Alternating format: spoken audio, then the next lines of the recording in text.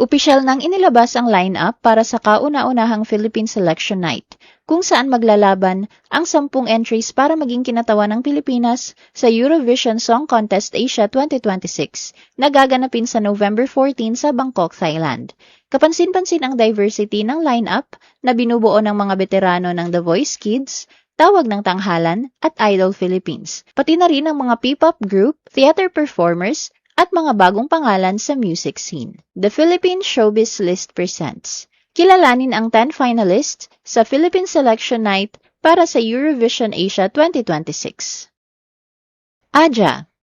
Ang Aja ang isa sa mga kinatawan ng bagong henerasyon ng P-pop sa Philippine Selection Night na aawitin ang Make It Exist na isinulat ni Angelo Calusin. Ang 4-member boy group ay binubuo nina Ash, JC, Axel at Alex at nabuo sa ilalim ng Cornerstone Entertainment noong 2023. Bago sila naging isang grupo, mayroon ng magkakaibang karanasan sa entertainment industry ang kanilang mga miyembro. Sina Ash at JC ay naging bahagi ng reality survival show na Top Class. Si Axel naman ay unang nakakuha ng malaking online following sa pamamagitan ng kanyang dance covers sa TikTok, habang si Alex ay nagkaroon ng exposure sa television commercials at short films. Carmel. Isa sa mga finalist na may malawak na karanasan sa singing competitions, si Carmel Collado. Nakilala siya sa The Voice Kids Philippines at naging grand champion ng Tawag ng Tanghalan The School Showdown. Naging bahagi rin siya ng Pinoy Big Brother Celebrity Collab Edition 2.0. Bilang recording artist, inilabas niya ngayong taon ang Morena, ang kanyang unang original solo offering. Ngayon, haharap siya sa isang bagong kompetisyon bilang interpreter ng Sobra Sobra. Ang kanta ay isinulat ni Nika Del Rosario at Matt Olavidas. Si Nika ay kilala rin na composer ng hit na tala ni Sarah Geronimo at mayroon din siyang songwriting credits para sa iba't ibang Filipino artists. DNA. Ang P-pop group na DNA ay binubuo ng magkakapatid na Tasha, Julia at Ezri Mitra. Opisyal na ipinakilala sila noong 2025 sa ilalim ng Star Pop kasabay ng kanilang debut single na Don't Ask Me Why. Ang tatlong magkakapatid ay mga anak ng composer at musical director na si Raul Mitra at singer na si Kakay Velasquez Mitra. Ang kanilang tiyahin na si Regine Velasquez ang humikayat sa magkakapatid na bumuo ng grupo dahil sa kanilang shared passion para sa music and arts. Bago ang kanilang debut bilang DNA, mayroon silang performance experience at nagsagawa rin sila ng theater workshops habang lumalaki. Sa Philippine Selection Night, kakantahin nila ang Between Between na isinulat ni John G. Marcelo.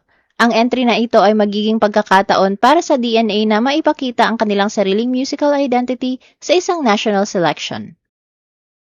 Ella, Nympha, Esang de Torres, Lance Reblando, at Nar Cabico. Isa sa pinaka-kapansing-pansing collaboration sa lineup ang Cherry dahil 4 ang official interpreters ng kanta. Kabilang dito sina Ella na naging winner ng The Voice Kids Philippines Season 2, makakasama rin niya si Esang na nakilala rin sa The Voice Kids Philippines at nagkaroon ng career sa musical theater. Kasama rin sa entry si Lance na may malawak na background sa Philippine theater, habang si Nar ay isang singer at stage television performer na naging grand champion ng Superstar Duets. At may kakaibang twist ang entry. Si Nar mismo ang composer ng Cherry. Jason D. and Sasa Dagdag. Isa sa pinaka-experienced performers sa lineup si Jason, ang grand winner ng The Voice of the Philippines Season 2 at kilala sa bansag na Prince of Soul. Makakasama niya si Sasa na unang nakilala sa The Voice Kids Philippines at naging contestant din sa The Clash. Ang kanilang entry na Dian Red Flag ay isinulat ni Jason Marvin. JM De La Serna and Mariel Montellano. Isa sa pinakakilala ng tandem sa lineup sina JM at Mariel na nakilala rin bilang Jamiel. Pareho silang nagkaroon ng background sa Tawag ng Tanghalan at naging magkapareha rin sa Tawag ng Tanghalang duets. Mas naging prominenteng muli ang kanilang tandem noong sumali sila sa Your Face Sounds Familiar Season 4. Ngayon, muling magsasama ang dalawa para sa Mapadama na isinulat ni John G. Marcelo at Jeremy G. Kimo. Ipinagmamalaki ng Idol Philippines Season 2 Grand Champion na si Kimo Gumatay ang kanyang malawak na vocal range sa awiting Reason to Live na isinulat ni Stephen Tan. Mabilis na nakagawa ng pangalan sa industriya dahil sa kanyang makapangyarihan at pang-international na kalidad ng boses, malinis na falsetto, at matinding emosyon sa tuwing siya ay umaakyat sa entablado. Rizzy Avila. Si Rizzy ang magbibigay buhay sa kantang Good For You na nilikha ng singer, actress at songwriter na si Hazel Faith. Unang nakilala si Rizzy sa industriya bilang viral acoustic cover artist sa internet bago tuluyang magmarka bilang finalist ng Idol Philippines Season 2, kung saan hinangaan ang kanyang edgy at natatanging textured na boses. Saga. Para sa mga naghahanap ng mas matapang at alternative na tunog, ang solo artist na si Saga ang magtatanghal ng kantang Broken Beyond Repair na isinulat ni Angelo Gonzalez.